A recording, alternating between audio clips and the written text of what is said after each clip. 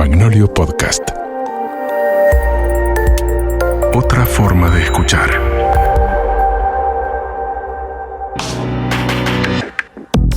Hola, mi nombre es Vivian Dufo. Soy médica, sexóloga clínica y terapeuta sexual y de parejas. Amo y disfruto trabajar con la sexualidad humana y todo lo que ella conlleva.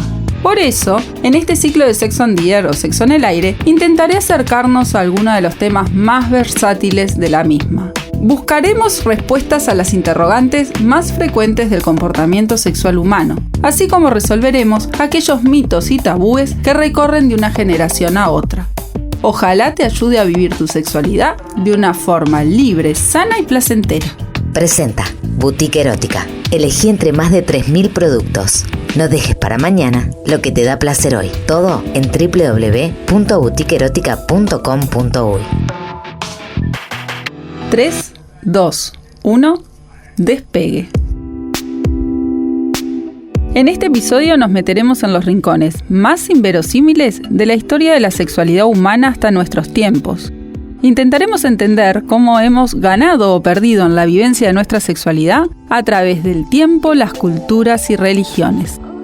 ¿Sabías que los encuentros sexuales entre humanos tienen más de 2 millones de años de evolución? En realidad, las primeras referencias escritas provienen de una época en donde las relaciones sexuales ya estaban estereotipadas. El matrimonio y los tabúes sexuales, así como las estrictas penalizaciones por transgredirlos, estaban firmemente implantados. Muchas veces, la verdad, es que me encuentro con comentarios sorprendentes sobre los comportamientos sexuales del ser humano. Que los jóvenes están perdidos, que la homosexualidad está de moda, que las orgías son cosa nueva, que en mi época la infidelidad no existía, y millares de etcétera. ¿Qué tan ciertos son estas afirmaciones? ¿Cuándo empezó el sexo a estar gobernado por la sociedad? ¿Qué tan originales son nuestros comportamientos actuales? Bueno, te voy a contar un poquito. Hace 26.000 años atrás, un toco, la verdad, en la localidad de Kolína, donde hoy podemos encontrar a la República Checa, se hallaron 3 cuerpos enterrados. 2 varones y una mujer, ya que no sabes, con estacas en los genitales. Los arqueólogos suponen, evidentemente, que por las características del enterramiento, se trata de un crimen sexual. Ahora, en esa época, si nos remontamos a la Edad de Piedra, la población era nómade, cazaban y pescaban y transitaban largos recorridos.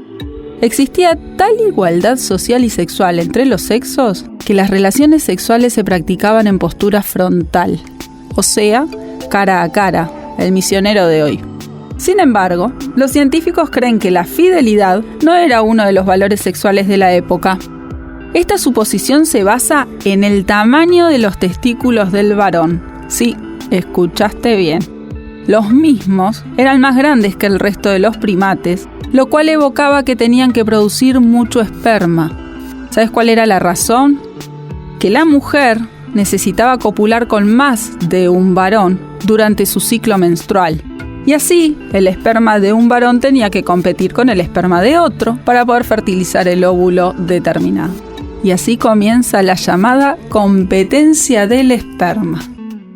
Aquella localidad de Kolína se consideraba un sitio de agregación, es decir, que era el lugar donde se congregaban las tribus, los pueblos circundantes, donde comercializaban y se relacionaban en busca de pareja entre los pueblos.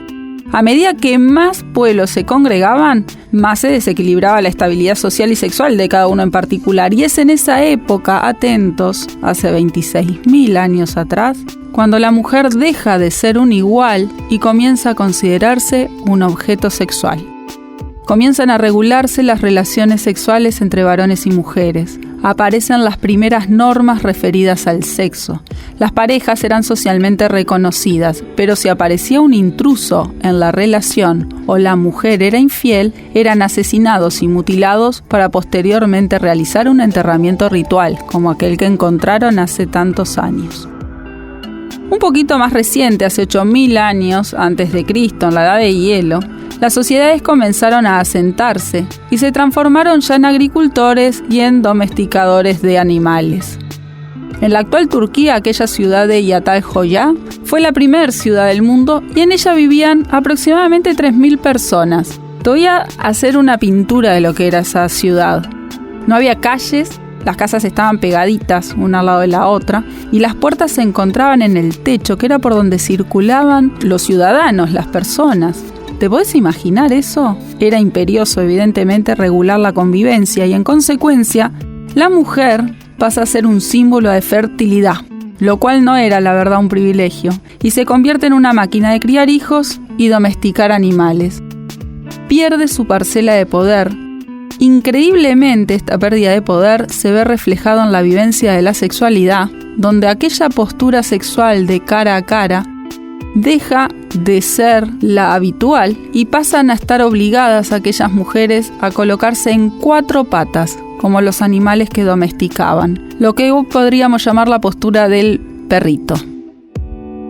Los varones protectores de sus mujeres y con deseos de controlarla, deciden poseerla oficialmente y recién ahí surge el matrimonio. La propiedad adquiere gran relevancia en los poblados sedentarios y el matrimonio consiste, en este caso, en producir herederos a quien dejarle las tierras y riquezas. Así que este matrimonio que hoy podemos creer que es por amor, sentimientos, libre asociación o emociones, no, sino que era un control de producción y, en último término, de control de la sociedad. Si hablamos de culturas sexualmente activas, ahora sí, nos vamos a remangar un poquito y vamos a hablar de Egipto y Grecia. Se llevan todos los premios en lo que tiene que ver con relaciones sexualmente activas. Alrededor del año 2500 a.C., en aquel antiguo Egipto se practicaba el adulterio, se practicaba el incesto, las manifestaciones públicas de sexualidad estaban a la orden del día, la verdad. El faraón Ramsés II fue el más importante de todos los faraones y su apetito sexual era incansable. Se casó con multitud de mujeres, con su hermana y hasta con 3 de sus propias hijas. Al momento de su muerte, con 91 años, se le adjudicó más de 20 reinas y multitud de amantes, y fue padre de más de 100 hijos. Una de las funciones fundamentales del faraón era garantizar que los dioses trajeran fertilidad a la tierra y al Nilo, y por tal razón, en una ceremonia anual se masturbaba en el agua. Su fertilidad estaba directamente ligada al éxito de la cosecha. Esta sociedad egipcia no tenía tabúes sexuales. El matrimonio sí era una práctica habitual. Se solían casar muy jóvenes porque tenían una esperanza de vida muy baja. Para los egipcios, que una mujer no llegara virgen al matrimonio carecía de importancia, a diferencia de lo que impuso la religión judeocristiana posteriormente. No había ceremonia de casamiento y se entendía que eran una pareja cuando se iban a vivir juntos. Se levantaba un contrato donde quedaban reflejados los derechos de ambos, así como sería la crianza y custodia de los futuros hijos. Esta finalidad del matrimonio era reproductiva, evidentemente, y la infertilidad era motivo de divorcio. La poligamia, que es tener más de una pareja sexual, estaba permitida en el antiguo Egipto, pero la verdad que fue poco practicada porque resultaba muy caro mantener a más de una mujer, y la misma solo se daba en las clases ricas. Los matrimonios incestuosos solo se realizaban entre la familia real, con la finalidad de mantener el poder dentro de la familia.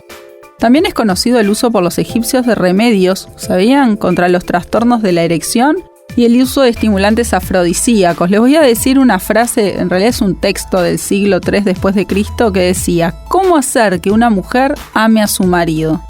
Machaca semillas de acacia con miel, unta tu falo con esto y duerme con la mujer. Acá aparece aquello de la jalea real, ¿se acuerdan? Bueno, resultaba bastante beneficioso para los problemas de erección. En el mundo egipcio se daban orgías relacionadas con la religión y estas ceremonias están relacionadas con los ritos de la fertilidad y a veces se practicaba sexo en grupo en el cual se desarrollaba el concepto de transferencia de energía. La homosexualidad estaba mal vista socialmente, pero ¿saben por qué?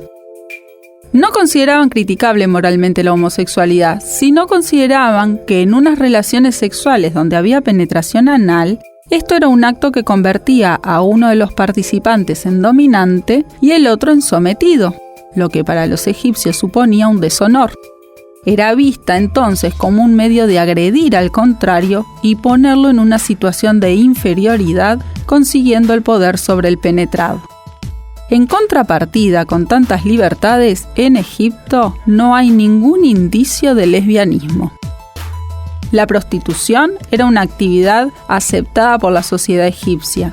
Las prostitutas practicaban el sexo anal y esto era debido a que al realizar dicho tipo de práctica sexual se evitaba quedar embarazada.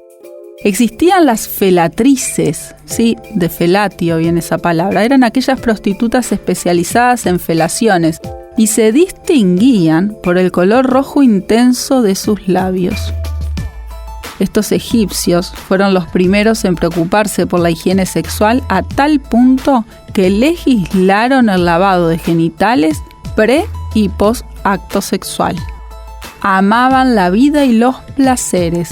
Los sentidos deben ser apaciguados, decían, pero sin embargo el autoerotismo era una seria ofensa. La cultura actual, hoy en día, busca la monogamia, la pareja ideal que satisfaga sus necesidades sexuales y sentimentales, pero no siempre fue así. En la antigua Grecia, el sexo y el amor raramente iban de la mano. Hombres y mujeres llevaban vidas separadas. Existía una doble norma, en donde los varones se dedicaban a la vida social con libertad, mientras que la mujer se encontraba recluida a los límites de su casa. El motivo era el temor al adulterio femenino. Los varones se convierten entonces en el guardián de castidad de sus mujeres. Los hombres griegos tenían muy arraigada la necesidad de controlar a las mujeres, ya que éstas tenían su capacidad sexual aparentemente ilimitada. Mientras que ellos eyaculaban una vez y nada más, para la mujer parecía no haber fin, por lo que tenían una energía sexual inagotable y para ellos aterradora. Entonces esta sexualidad femenina necesitaba domesticación. Otra vez el matrimonio era sin amor y con fines reproductivos.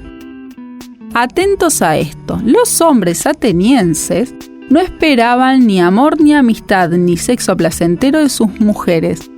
¿Con quién los conseguían? Con otros varones. Fue la primera civilización en aceptar la homosexualidad. Para su práctica había normas. No podían utilizarse jóvenes impúberes ni adolescentes. Y no había leyes que prohibieran el sexo anal, pero sin embargo, hasta el momento solo se sabe que se estimulaban sus genitales, no realizaban penetración. El amor entre los hombres era considerado más elevado y espiritual. En este caso, la esposa no podía darle mayor diversión ni intercambio intelectual y quienes se encargaban de ello, en este caso eran las prostitutas. Ellas sí les brindaban amor, sexo y conversación.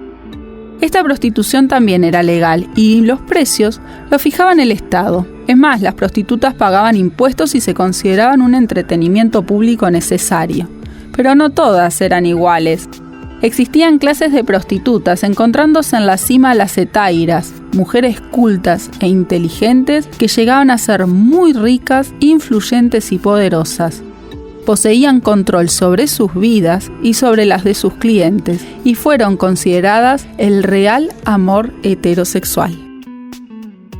Con la aparición del cristianismo, la realidad es que con las religiones en general se nos complica la sexualidad y ahí aparecen sistemas de valores sexuales que cambian de forma abrupta la vivencia. Un papel fundamental en este cambio tuvieron San Agustín y Tomás de Aquino. Uno de los principales méritos de Agustín será la exaltación del matrimonio, un estado que en su doctrina tendrá un triple bien. El bien de la prole o de la procreación, el bien de la fidelidad, por tanto barrera al adulterio, y el bien del sacramento, indisoluble e imposibilidad de divorcio. A partir de esta concepción de triple beneficio del matrimonio, San Agustín dejará colocada la sexualidad humana en una posición que se caracterizó por ser algo propio del varón y la mujer y estar ligada estrechamente a lo corporal. También entiende que dentro de la complementariedad corporal del hombre y la mujer era lo correcto. Todo lo contrario sería incompleto. Y que esta sexualidad humana es instintiva, por tanto, es equiparable con la sexualidad animal. Posteriormente, Tomás de Aquino profundizará el pensamiento agustiniano, principalmente respecto de la cuestión del fin procreativo del matrimonio, y agrega otro elemento, que es la distinción del pecado contra natura. Ambos impondrán la cuestión del pecado original y también aquel de la salvación o redención del alma mediante el logro de un estado de pureza o continencia sexual, que es el celibato que todos conocemos. Esta unión entre sexo y pecado hizo que muchos cristianos tuvieran, y tengan aún, sensación de vergüenza ante el deseo sexual y el acto de saciarlo a través de la consecución o la búsqueda del placer. Ya un tiempito después, más cercano a nosotros en el siglo XVI, se produjo un desafío entre el sexo y el pecado original a través de la revolución sexual que se inició con Martín Lutero. Este rechazó lo que San Agustín decía respecto a lo que el sexo era algo pecaminoso, pasando a considerar el sexo entre un hombre y una mujer como un regalo de Dios, mientras se produjera dentro del matrimonio. Seguimos manteniendo las mismas reglas. Ya en 1968, la encíclica prohíbe el uso de anticonceptivos y es el Papa Juan Pablo II en 1993 cuando define las prácticas contraceptivas como intrínsecamente desordenadas e indignas de la persona humana. Si cambiamos un poquito de religión y nos vamos para el Islam, el pecado no existe y concretamente en la pareja no hay límite o prohibición sexual dentro del mutuo acuerdo. Solo se prohíbe hacer daño al cónyuge. Con la poligamia, según el Corán como libro sagrado, se considera que un hombre puede tener hasta 4 mujeres, siempre que las trate a todas por igual. Y en árabe, el sexo significa la unión más elevada que pueda alcanzar el ser humano. Si vamos a otra religión, tenemos por ahí el judaísmo, en donde la mujer es propiedad del hombre y la fidelidad es uno de los valores más respetados dentro del pueblo hebreo. Esto garantiza que los hijos sean del marido. Las tradiciones judías están presentes en la Torá, que es el Antiguo Testamento, y en el Talmud. La eyaculación fuera de la vagina está prohibida para el judaísmo ortodoxo, es lo que se llama el pecado onán también. Y para los reformistas, en cambio, no es así. En varios pasajes del Talmud se sugieren juegos previos a la penetración. Por último, vamos a hablar un poquito del hinduismo, que gobierna hoy la India. Este pena por ley la homosexualidad. La soltería y la castidad están mal consideradas en la casta sacerdotal hindú porque se ven como actitudes antinaturales. Y asimismo, por la influencia islámica y cristiana, tampoco ven naturales el sexo anal ni las prácticas que no lleven a la reproducción. Después de este rápido recorrido por la historia del sexo en la humanidad, te pregunto, ¿alguna vez pensaste cuál es tu sistema de valores sexuales? ¿Qué conductas considerás correctas o incorrectas? ¿Y en qué te basás para formar dicha concepción? Nuestros sistemas de valores sexuales nos atraviesan con mucha más fuerza que cualquier conocimiento científico. Te invito a reflexionar. Presentó Boutique Erótica. Elegí entre más de 3.000 productos. No dejes para mañana lo que te da placer hoy. Todo en www.boutiqueerotica.com.uy. Edición Fefo García. Fue una producción de Magnolio Podcast.